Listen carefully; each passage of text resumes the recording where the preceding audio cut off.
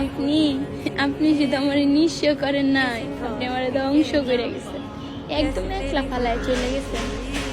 আর যাই হোক, আর 10 জনের মতো আমি আপনারে মাফ করতাম না, মাফ করতাম না। আমি অনেক ভালোবাসি আপনাকে, পাইনি। এই আফসোস আমার কখনো যাবে না। আপনি আমার মাফ ছাড়া যদি ভালো থাকতে পারেন তাহলে থাকেন, বাট আমি আপনারে মাফ করবো না। দুনিয়ায় যদি কেউ এসে আমার গলা টিপে মাইরা ফেলে, ছুরি ধরে, গলায় ছুরি ধরে যে আমি মরে যাবো, তাও মাফ করতাম। তাহলে এমনি ভালো থাকেন। কি এমন ক্ষতি হইতো যদি তুমি আমার হইতা? কোনো ক্ষতি দেখতেছিলাম না। ওই যে কথাই আছে না, স্বার্থপর।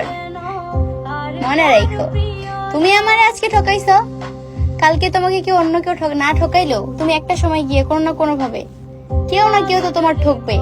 সহ্য করতে পারবা তো? সহ্য ক্ষমতা ধরে রাখো, যাতে পরবর্তীতে সমস্যা না হয়।